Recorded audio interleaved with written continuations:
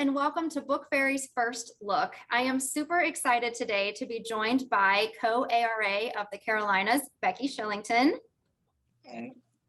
And our guest of honor today to talk about his debut picture book is Derick Wilder. Welcome, Derick.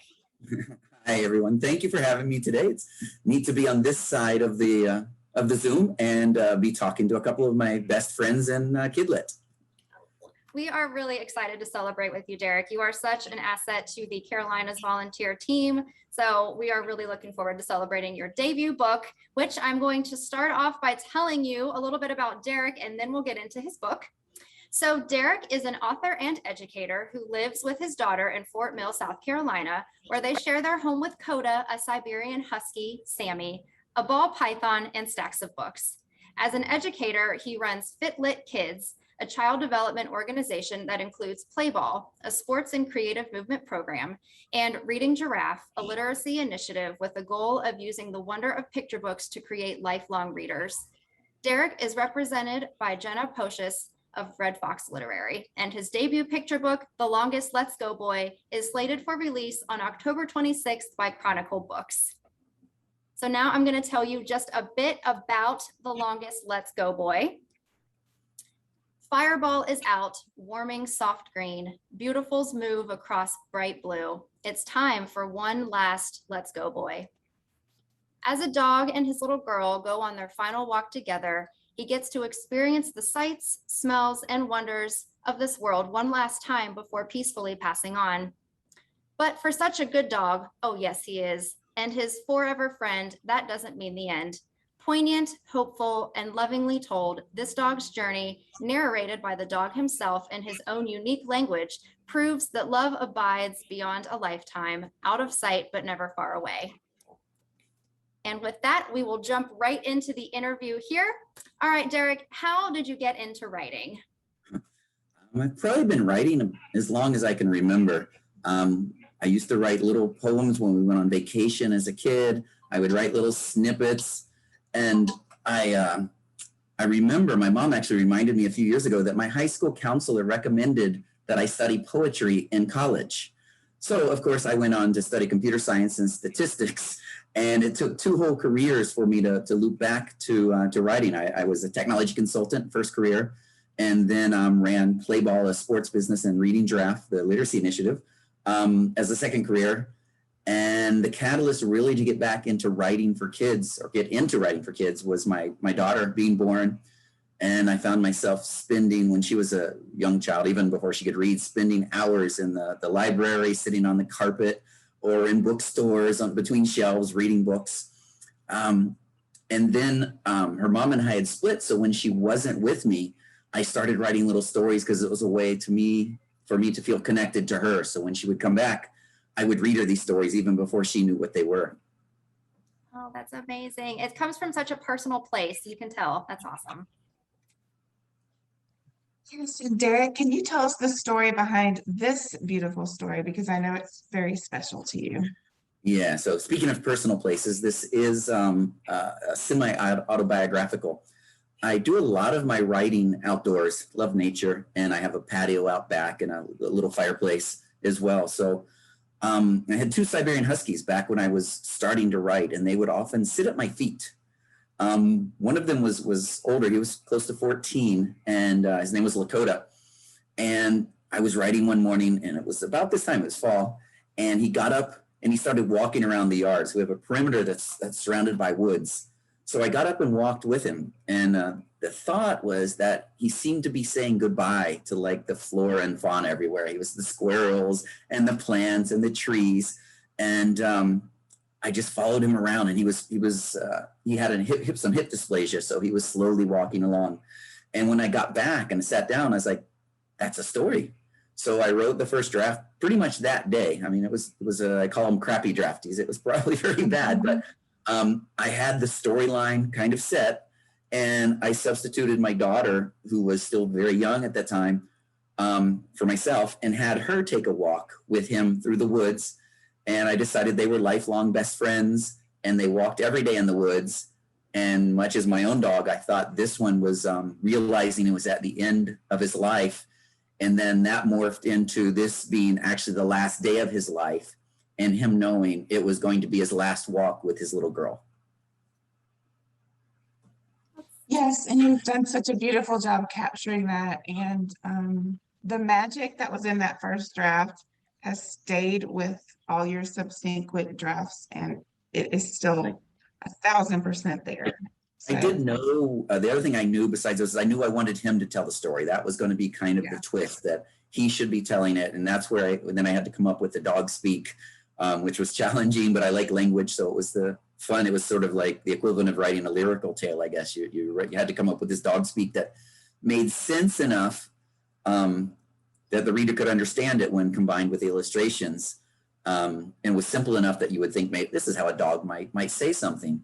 And I thought his biggest sentiment would be when saying goodbye to his version of walking through and saying goodbye to the trees and the rabbits and the squirrels, was that his main concern before he left was that his little girl would be okay. So that was in there. Yes. It's just so beautiful. Thank you for sharing that with our listeners. Yes. So now I'm going to switch gears and ask you some illustration questions. So did the illustrations look like how you imagined them? Yeah, the illustration process was incredible. One of the things I tell all writers to do, and I've probably mentioned this before because it was by mistake. When I went to one of my early SCBWI conferences, I went to the wrong webinar, went to the wrong session, and it was for illustrators only. And I was going to get up to leave, but then I felt self-conscious because I was in there. I was like, oh, I can't leave because they were closing the door. So I sat through it, and it was, I call it one of the best mistakes I've made, because I got to see how the illustrators approached the book. And this was in the early days when I had really not much of a clue.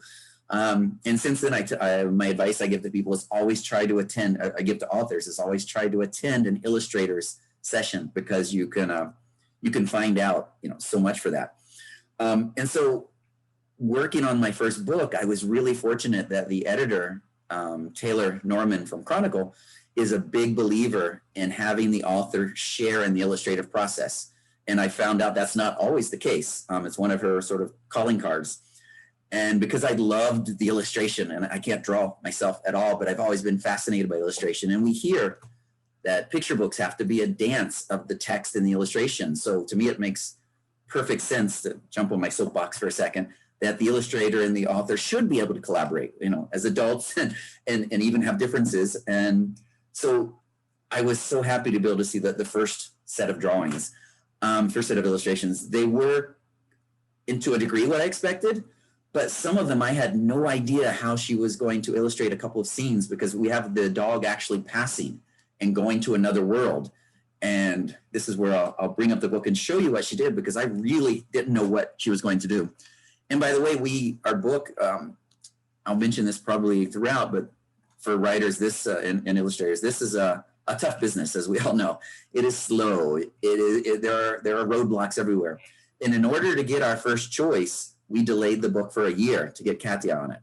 And at first, to be honest, I was a little hesitant. So I'm like, I waited so long. But after seeing what she did and learning, I've become sort of friends with her, and learning the intimate details that she puts just as much effort into every brushstroke as we do into every word. I'm so glad that we ended up waiting for it. So let me show you quickly a couple of the ones that I wasn't sure, because there are multiple spreads. So here he is as he does. I had him do 2 turns, because my dogs often do a couple turns before laying down. It was his last day, and there's his 2 turns, and there's him starting to fall asleep. He closes his eyes for the last time. And then we had to have a transition. So the next spread is a transition phase, where I decided that the thing that would represent love the most were butterflies. So in the book, they're called beautifuls. So here's a representation, I hope you can see it, of beautifuls lifting his spirit, which you can see here is the outline of the dog, up past the tall sticks, which are the trees, into his next life. So this is the transition with all these. And what's neat in the beautifuls become sort of an illustrative through line. They're on the flap, they're on the book plates that we do. So they're showing up and on the dedication page. And then we get to see him. He was, poor guy, he was sore. His old bones were feeling old, much like my dog. But here, my old bones feel new, and I can run, jump again. So here he is in the afterlife, so to speak, in his dog afterlife. And the amazing thing that I found out from Kathy and I chatted about it after she did a webinar on the book, is that the palette she chose prior to him passing was a palette that a dog will see. After he passed, she expanded it out to add those brighter colors to show a delineation illustratively between his first life and his continuing life. Oh, that's amazing. I love that you got to be involved so much with this, again, because it came from such a personal place, and that collaborative aspect really helped kind of bring the whole thing to fruition. It is just beautiful. And it had its own language, so we had to make sure that that language made sense. And I think I tried to buy some credibility because what on my side, because I was very hesitant to make any comments at first. And Taylor there said, no, make your comments. And I always preface it by, I don't know what I'm doing. Please feel to throw these away. I don't want to step on toes.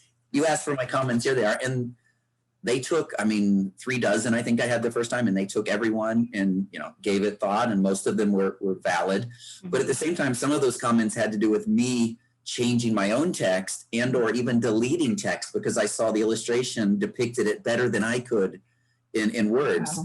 I think if you're going to take that path and agree to that back and forth, you better be ready to also sacrifice some of your own words if you see it's for the better of the book as a whole. Mm-hmm. That leads perfectly into my next question, which has to do with the language that you created for this book.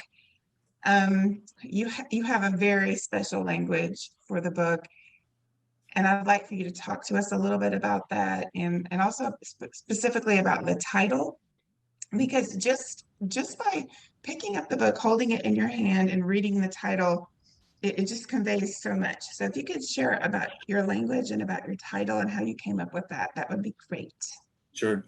Like I said, I knew from the first day that I wanted the dog to tell it. And thus I knew I had to, for that to feel, I guess, legitimate, it had to have words in it that came from him. So a lot of them are combination words, wiggle wag and wiggling his tail, things that make sense. But what I also realized is, as authors, we're always hesitant about how many illustrative notes to put in there or how many art notes to supply. And at first I didn't supply any because I thought my language was so descriptive. And then some things came back mistranslated and I realized, whoops, should have put in an art note there to tell them exactly what I was saying. So we did work through that. But it was all about making the words simple enough that I thought kids could understand it and that I thought it would be believable that a dog could think this way. And the title, Let's Go Boy, or The Longest Let's Go Boy, that came from whenever I would go for a walk with Lakota, which was the dog that was Taylor and I actually, because he doesn't have a name in the book, would call on our editorial passes, would call him Lakota.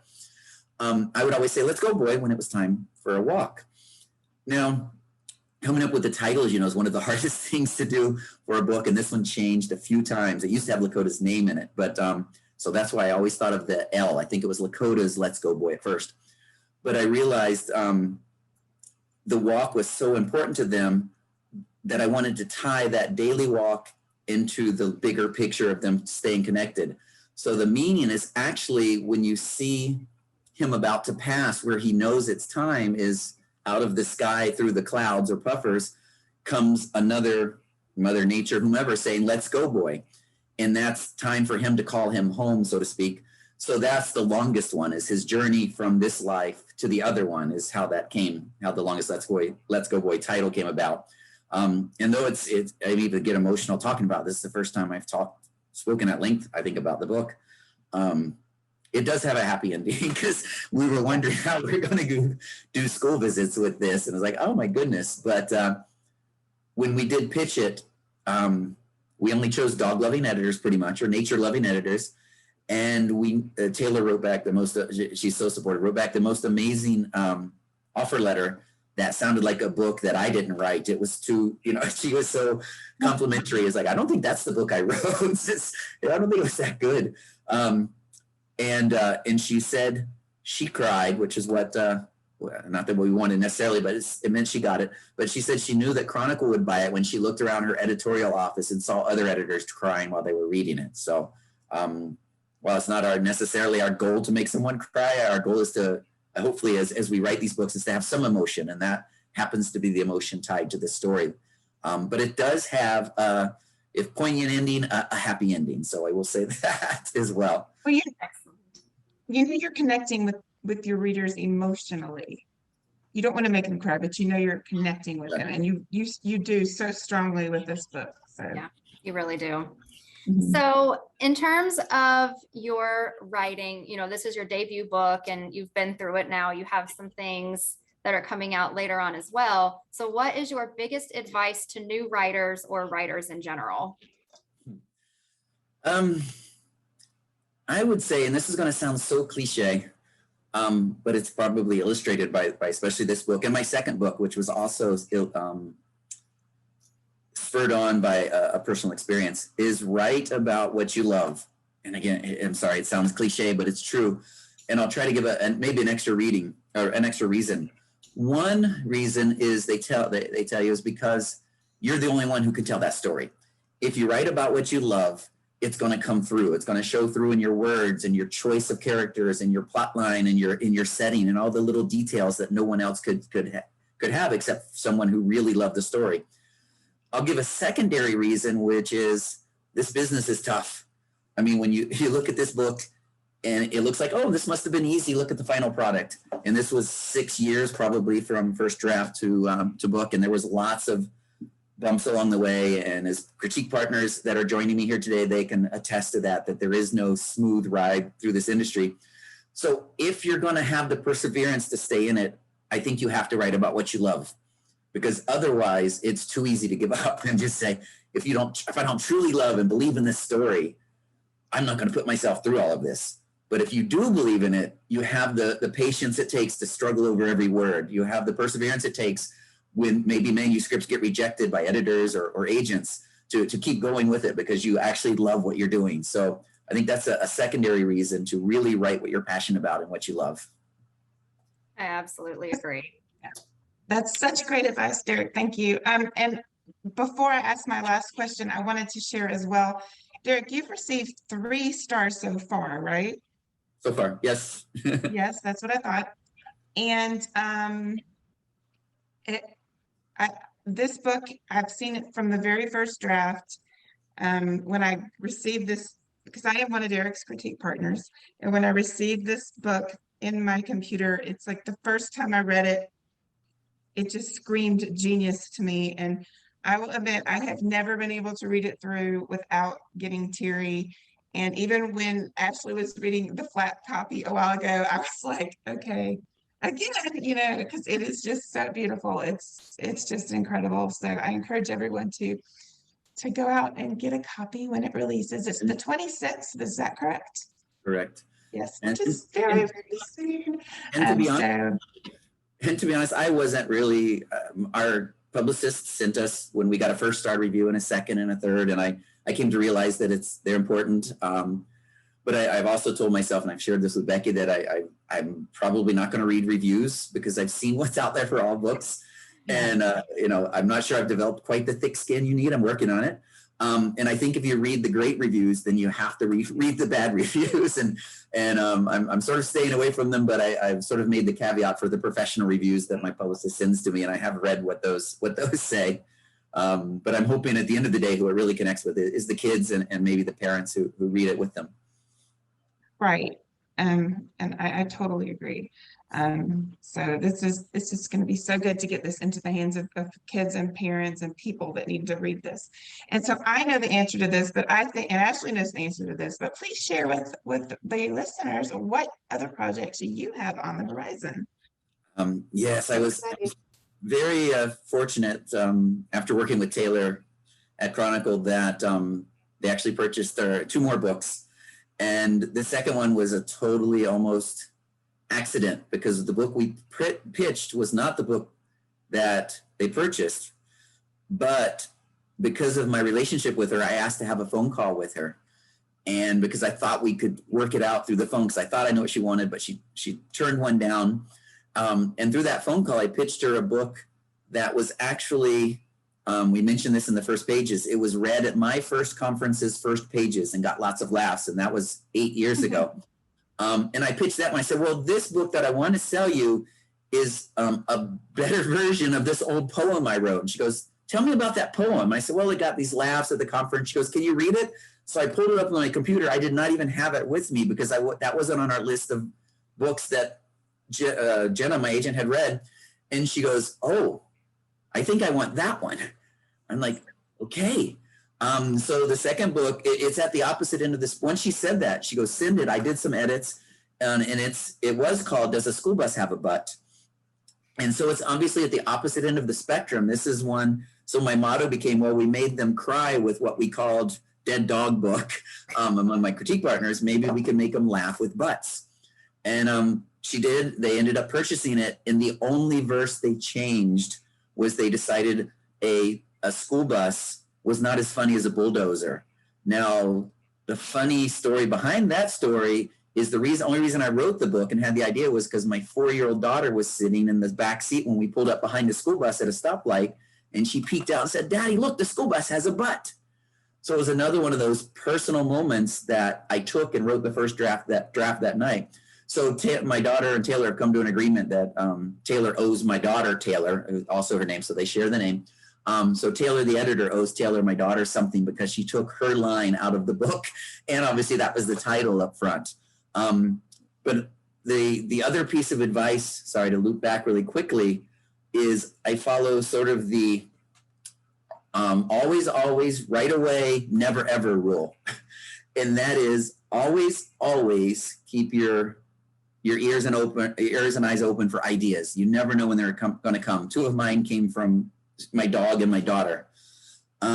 Right away means I have to write it down right away, no matter what I'm doing. I've pulled off the road before if I'm driving to speak into my phone to make sure I have that idea down because I will not remember it myself.